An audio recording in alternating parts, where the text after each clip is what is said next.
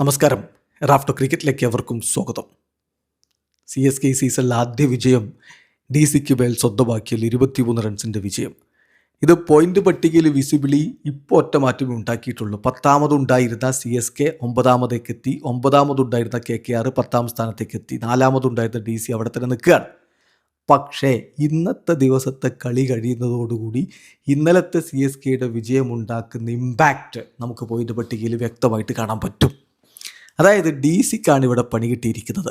DC ഇപ്പോൾ 2 കളികൾ തുടർച്ചയായി പൊട്ടുകയാണ്. കഴിഞ്ഞ കളി ഡേവിഡ് മില്ലർ ഓടാതെ പരാജയപ്പെട്ടു. ഇപ്പോൾ ഈ കളി നന്നായിട്ട് വൃത്തിക്ക് തന്നെ തോറ്റു. അപ്പോൾ 4 കളി 4 പോയിൻ്റാണ് അവർക്കുള്ളത്. തൊട്ടു പുറകിലിരിക്കുന്ന LSG ഇന്നത്തെ മത്സരം അവർ GTക്കെതിരെ ജയിച്ചാൽ അവർ മുന്നോട്ട് കയറും. DC അവിടെ നിന്ന് 5ാം സ്ഥാനത്തേക്ക് വീഴുകയും ചെയ്യും.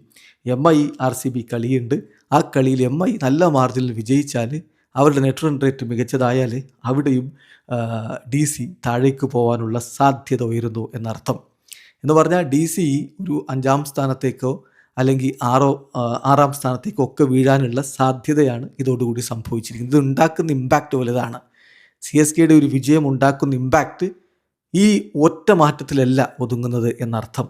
ഇപ്പോൾ നിലവിൽ കളിക്ക് മുമ്പ് CSK 3 കളി 3 തോൽവി 0 പോയിൻറ്റോടെ നിന്നിരുന്നെങ്കിൽ ഇപ്പോൾ 4 കളി 1 വിജയം 2 പോയിൻറ്റ് -1.53 നെറ്റ് റൺ റേറ്റിൽ അവർ 9ാം സ്ഥാനത്താണ്.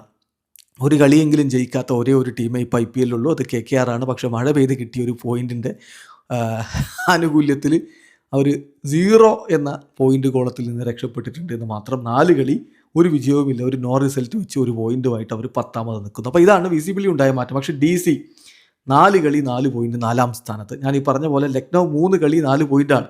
ഇന്നത്തെ കളി അവർ ജയിച്ചാൽ അവർക്ക് 6 പോയിൻ്റ് ആവുകയും ചെയ്യും. അവിടെ നിന്ന് താഴേക്ക് DC പോരുകയും ചെയ്യും. അത് മാത്രമല്ല, ഇന്ന് മുംബൈ ഇന്ത്യൻസ് 3 കളി 2 പോയിൻ്റാണ്, -0.71 നെറ്റ് റൺ റേറ്റാണ്. ഒരു ഗംഭീര വിജയം RCBക്കെതിരെ നേടിയാൽ ആ ഒരു നെറ്റ് റൺ റേറ്റിൽ DCയെ മറികടക്കുന്ന സ്ഥിതിവിശേഷം ഉണ്ടാകും. അപ്പോൾ അതിനുള്ള എല്ലാ സാധ്യതകളും തുറന്നിട്ടുകൊണ്ടാണ് ഇപ്പോൾ CSK വിജയിച്ച് കയറിയിരിക്കുന്നത് എന്നർത്ഥം. ഏതായാലും വളരെ പെട്ടെന്ന് പോയിന്റ് പട്ടിക നോക്കാം. രാജസ്ഥാൻ റോയൽസ് ആണ് അപരാജിത കുതിപ്പ് നടത്തി 1ാമത്, 4 കളി 4 ജയിച്ച് 8 പോയിൻറ്റ്.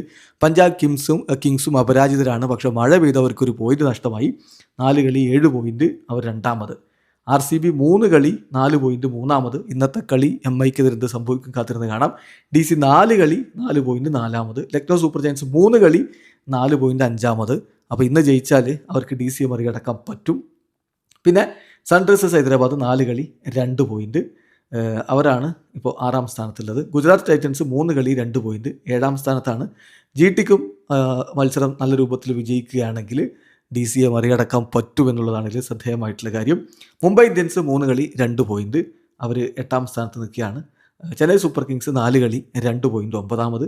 കൊൽക്കത്ത 4 കളി 1 പോയിൻറ്റ് 10ാമത്. ചുരുക്കത്തിൽ CSKയുടെ ഒരു വിജയം ഇപ്പോൾ പോയിന്റ് പട്ടികയിൽ ഒറ്റ മാറ്റമേ ഉണ്ടാക്കിയിട്ടുള്ളതെങ്കിലും ഇന്നത്തെ കളികളുടെ റിസൾട്ട് വരുന്നതോടെ അതിൻ്റെ ഇമ്പാക്റ്റ് കൂടുതൽ വ്യക്തമായിട്ട് നമുക്ക് കാണാൻ പറ്റും. വീഡിയോ അവസാനിക്കുന്നു. ക്രിക്കറ്റ് ലോകത്തെ കൂടുതൽ വിശേഷങ്ങളുമായി റാഫ്റ്റോക്സ് എത്താം.